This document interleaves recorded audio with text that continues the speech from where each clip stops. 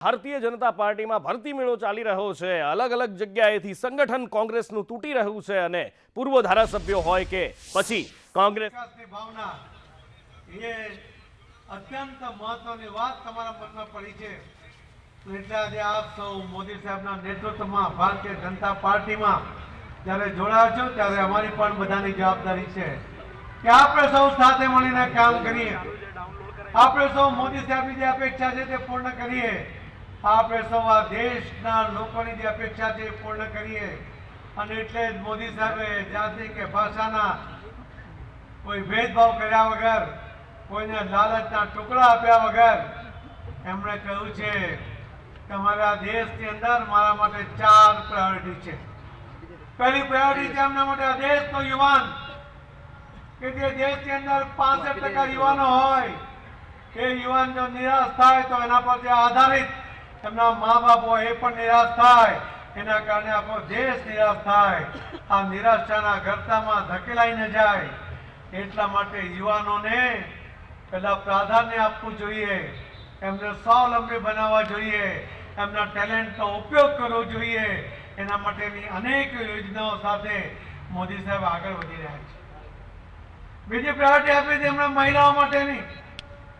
આ દેશની અંદર પહેલા જે હતી એના કરતા મોદી સાહેબ આ પછી મહિલાઓની સુરક્ષા વધી છે। ગુજરાતમાં હતા ત્યારથી અને પ્રધાનમંત્રી બન્યા પછી તમે જોયું છે કે મહિલાઓને આજે એમની સુરક્ષા માટે મોદી સાહેબમાં પૂરો વિશ્વાસ છે। મોદી સાહેબે અમને બહેનોને સુરક્ષિત તો કરી છે, સાથે સાથે એમને અધિકાર પણ આપ્યા છે।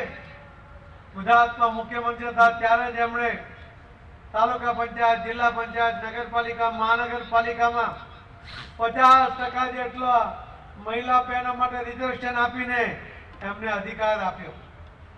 પ્રધાનમંત્રી બન્યા પછી વિધાનસભા અને લોકસભાની અંદર એમને 33% રિઝર્વેશન સફળતાપૂર્વક આપનાર એ નરેન્દ્ર મોદી સાહેબ છે। અને એના કારણે આ દેશની મહિલાઓ સુરક્ષિતતા અનુભવે છે। સાથે સાથે એમને લાગે છે કે અમારો અધિકાર જો કોઈ અમને અપાવે છે તો મોદી સાહેબ અપાવે છે। એવા મોદી સાહેબને આપણે સૌ કાર્યકર્તા બનીને એમને હાથ મજબૂત કરવા માટે નીકળ્યા છે। એમની અનેક યોજનાઓના લાભ દ્વારા લોકોને એમની મુશ્કેલીમાંથી બહાર કાઢવા, એમનું જીવન સરળ બને એના પ્રયત્ન આપણે સાથે મળીને કરવાના છે। કોઈ સૂત્ર આપ્યા વગર, કોઈને ભરમાવ્યા વગર મોદી સાહેબે કામ કર્યું। એના કારણે જે ગયા વીકમાં રિપોર્ટ આવ્યો એમાં બહાર આવે છે આંકડા કે આ દેશના 24 કરોડ લોકો, 140 કરોડમાંથી 24 કરોડ લોકો એ ગરીબી રેખામાંથી બહાર આવ્યા છે। એ મોદી સાહેબની દેન છે અને એ બાકીના લોકોને પણ એમાંથી બહાર લાવવા આપણી બધાની સંયુક્ત જવાબદારી છે। આવો આપણે સાથે મળીને આ દેશનો, આ ગુજરાતનો અને ગુજરાતના માધ્યમથી સૌનો ભલો કરવા માટેના પ્રયત્નમાં લાગીએ। આપ સૌને અહીં આપનું સ્વાગત કરતા આનંદ અનુભવું છું અને આપણે સાથે મળીને આગળ વધીશું એવી આપને ખાતરી આપું છું। ખૂબ ખૂબ ધન્યવાદ। જય જય ગરીબ ગુજરાત, ભારત માતા की जय।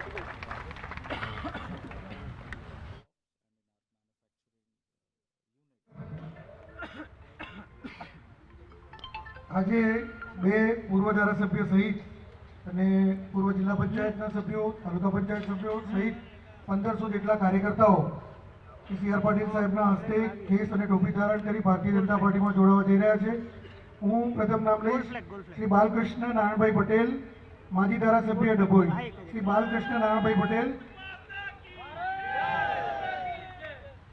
ત્યારબાદ જામનગર જિલ્લામાંથી પૂર્વ ધારાસભ્ય શ્રી ચિરાગભાઈ કાલરિયા, श्री चिरागभाई कालरिया पूर्व धारासभ्य श्री जामजोधपुर। जामजोधपुर पूर्व धारासभ्य श्री नानजीभाई सिनोजिया पुत्र श्री दीपकभाई सिनोजिया। श्री दीपकभाई सिनोजिया। त्यारबाद Congress OBC department chairman Shri Ghanshyambhai Gadhvi.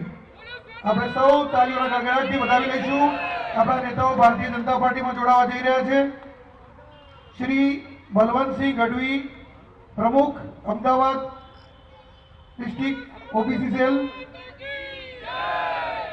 Shri Jaswantbhai Yogi, chairman Shri NDDNT cell GPCC।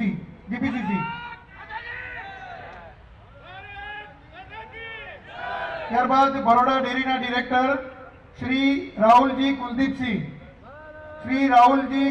બોલો તાળીઓના ગડગડાટથી આપણે સૌ વધારીશું।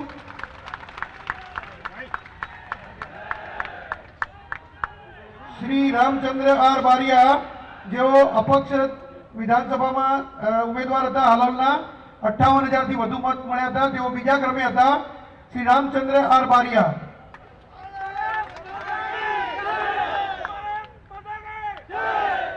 બારિયા ગણપતસિંહ છેલ્લુભાઈ, છોટાઉદેપુર જિલ્લા કોંગ્રેસ સેવાદળના પ્રમુખ, તેમની સાથે 23 પૂર્વ સરપંચશ્રીઓ, 25 ગ્રામ પંચાયતના સરપંચ પૂર્વશ્રીઓ તેમજ એક તાલુકા પંચાયતના સભ્ય અને 65 જેટલા આગેવાનો ભારતીય જનતા પાર્ટીમાં જોડાઈ રહ્યા છે। આજે શ્રી મુકેશભાઈ સખિયા, મહાસચિવ સરપંચ પરિષદ ગુજરાત, શ્રી M ગઢવી, પ્રભારી પ્રદેશ સરપંચ પરિષદ, શ્રી નરસિંહભાઈ પટેલ, મંત્રી શ્રી ગુજરાત પ્રદેશ, એમની સાથે 7 જિલ્લાના 100 ગામોના સરપંચો જોડાઈ રહ્યા છે। આપણે તાળીઓના ગડગડાટથી વધાવીશું નરસિંહભાઈ પટેલને। શ્રી કટારિયા રાજુભાઈ ધનાભાઈ, શંખેશ્વર તાલુકા ખરીદ વેચાણ સંઘના આગેવાન, પાટણથી જોડાઈ રહ્યા છે। શ્રી કટારિયા રાજુભાઈ ધનાભાઈ।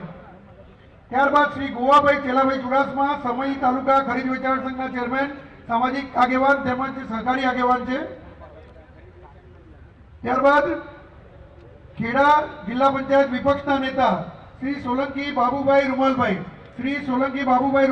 ત્યારબાદ શ્રી બાબુભાઈ કે ખરાટી।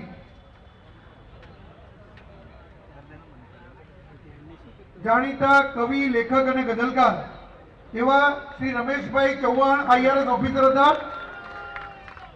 શ્રી રમેશભાઈ ચૌહાણ। ત્યારબાદ એમની સાથે શ્રી બ્રજેશભાઈ મિસ્ત્રી, શાહપુરથી જોડાઈ રહ્યા છે, એમની સાથે શ્રી મોહમ્મદ અમીન શેખ, જુવાપુરાથી જોડાઈ રહ્યા છે। ત્યારબાદ શ્રી ભરતભાઈ બારિયા, જાણીતા ફિલ્મ કોરિયોગ્રાફર છે તેમજ ભારતનાટ્યમના આંતરરાષ્ટ્રીય કલાકાર છે, દર્પણ એકેડેમીના શ્રી ભરતભાઈ બારિયા। શ્રી રંગુસિંહ સોલંકી, ઉપપ્રમુખ OBC ગુજરાત કોંગ્રેસ સમિતિ, શ્રી પ્રકાશભાઈ ચૌહાણ, ચેરમેન OBC ખેડા જિલ્લા કોંગ્રેસ સમિતિ, શ્રી અર્જુનસિંહ ગોહિલ, સદસ્ય તાલુકા પંચાયત સાવલી, શ્રી રીટાબેન સોલંકી, સદસ્ય તાલુકા પંચાયત સાવલી, શ્રી જસવંતસિંહ લક્ષ્મણસિંહ સોલંકી, શ્રી પ્રવીણસિંહ S